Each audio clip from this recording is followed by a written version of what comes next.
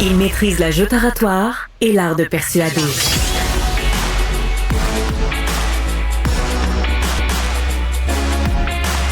Alexandre Dubé. André Fèvre, c'est un nom qui va vous dire quelque chose. C'est cet incorrigible apôtre de la pédophilie.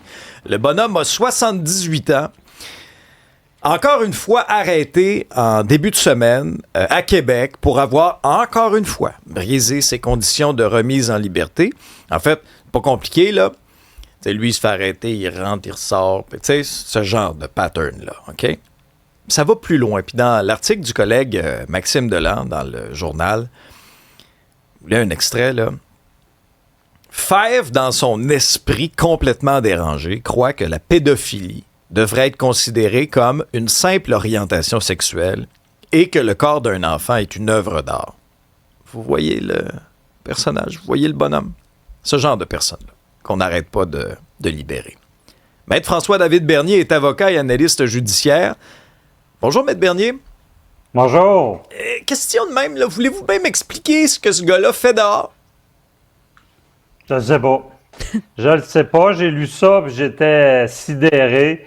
On n'est pas assez sévère avec les tueurs d'armes parce que c'est ce que c'est, là. On banalise ça, je ne sais pas quoi, parce que quand ici récidive, là, il y a une victime, puis une victime qui va être marquée à vie. Donc, tu sais, c'est dur à comprendre. Et ça, c'est quelqu'un qui avait carrément, non de moins, fondé un club social de pédophiles, là. Et il avait été, tu sais, c'est inexplicable. Lui, là, c'est zéro réhabilitation. Il dit en plus qu'en prison, on essaie de lui laver le cerveau, imaginez. Pauvre petit. Qu'est-ce qu'il fait dehors? Tu sais, qu'est-ce qu'il fait dehors? Il avait été condamné à 12 ans d'emprisonnement. Et là, on le libère parce que c'est notre... Tu sais, je pense pas qu'on est assez sévère vraiment avec ceux qui font des crimes contre les enfants au Canada.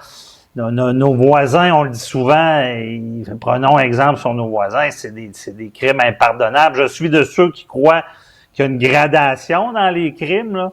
Et quand on parle de crimes de pédophilie, de crimes contre les enfants, je pense qu'on est dans la braquette la plus haute. Et là, on essaie de gérer cet individu-là dans notre système parce que lui, il prend 12 ans de prison.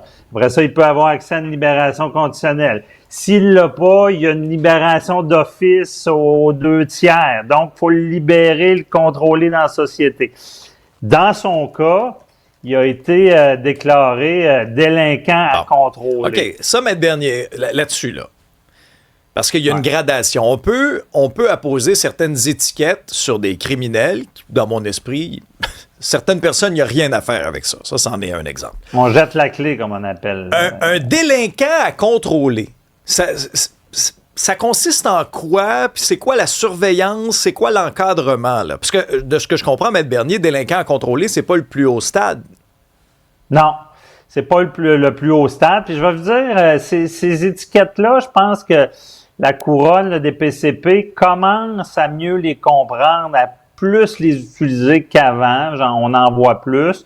Parce que dans ce cas-là, ce que c'est comme j'ai dit, c'est que si tu arrives dans son cas, il est condamné à 12 ans de prison, mais il va sortir avant avec sa libération d'office. Et là, qu'est-ce que tu fais avec quelqu'un que tu sais clairement, puis c'est écrit, qu'il va récidiver parce qu'il a purgé sa peine. Puis donc, cette étiquette-là, heureusement, vient jouer dans son cas délinquant à contrôler. Ça veut dire pendant 10 ans supplémentaires, on peut carrément avoir, comme on va dire, une pogne dessus puis le renvoyer en prison si c'est un problème. Ça, c'est le premier niveau. Mais moi, je pense que dans des cas comme ça, deuxième niveau peut-être est nécessaire, dans le sens, il y a aussi des délinquants dangereux. Donc, quand tu as l'étiquette de délinquant dangereux, c'est l'expression, on le met en prison, on jette la clé parce que c'est pas réchappable. Et c'est un peu ça, c'est qu'on va avoir une pogne sur la personne toute sa vie. Okay. Et là cette étiquette-là, c'est quand ils ont commis des crimes graves, ils ont récidivé. Et souvent, c'est exactement. Non, mais Maître Bernier, c'est exactement la catégorie que ce gars-là appartient. Oui. Un délinquant dangereux. Il n'y a rien à faire avec ça, là. Ce que vous me décrivez là, ça correspond parfaitement. Effectivement, je ne sais pas si on connaît pas la nature de sa récidive. On sait on sait qu'il a brisé une condition, pardon. Donc, on sait qu'il y a une condition qui a été brisée. Là, on va en savoir plus. Est-ce que c'est qu'il a approché des jeunes, tout ça. Mais, tu sais, si on les laisse aller, tu sais, on les définit comme des prédateurs. C'est ce qu'ils sont. C'est ça, là. C'est ce qu'ils sont. Un club de pédophiles, Maître Bernier. Un club de pédophiles. Non, c'est ça. Assumé, là, ils étaient assumés, eux autres, c'est une orientation sexuelle. Et, non, mais il faut être fucké sur un moyen temps pour penser des affaires comme ça. Bon, je veux dire, on va mettre ça dans le code criminel. Fucké. Ah, oui, article 1. C'est certain que c'est difficile à comprendre. Moi, je crois à la réhabilitation. Il y a bien des cas, mais... Pour des gars comme ça? Non. C'est ça que je dis. Moi, les crimes contre les enfants, à mon bureau, on ne touche pas à ça. Personne, c'est dans la braquette de gravité. Il n'y a pas plus grave, là. J'ai vu des atrocités dans ce domaine-là, puis c'est quand je les appelle les tueurs de larmes, c'est pas voir rien, parce que ils font des ravages.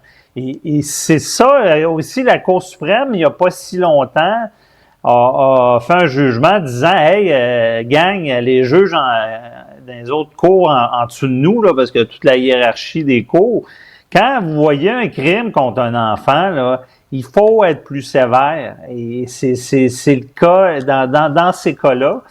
On a vu aussi la Cour suprême dernièrement qui a même, en matière de prostitution juvénile, été maintenu des peines minimales.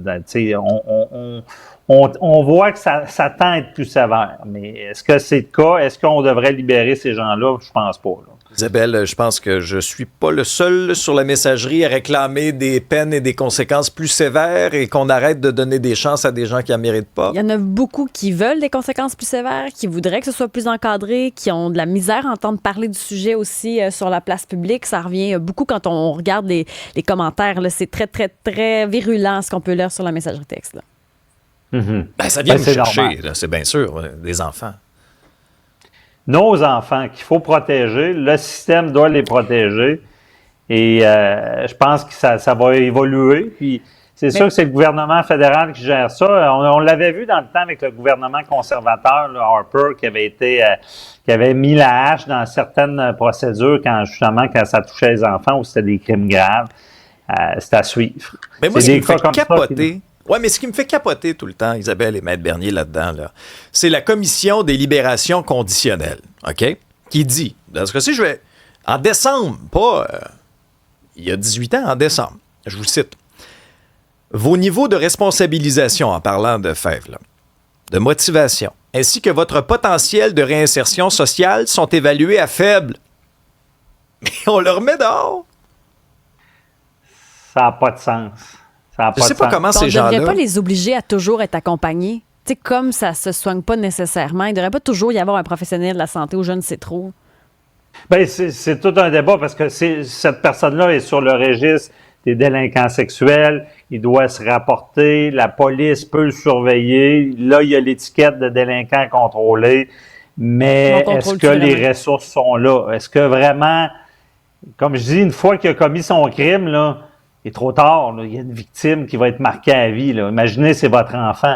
T'sais, on vient fou là, avec ça. Même il y a même des gens qui chassent les pédophiles. Là. Puis là, c'est un débat à savoir est-ce que c'est correct, est-ce qu'on respecte leurs droits. Parce que c'est ça vient nous chercher parce que c'est nos enfants, c'est la protection qu'on veut là, qui est supplémentaire. Si vous êtes sur la Commission des libérations conditionnelles du Canada, là, puis que vous avez des enfants, là, puis que vous avez remis en liberté cet individu-là, sincèrement, je ne sais pas comment vous faites pour dormir le soir.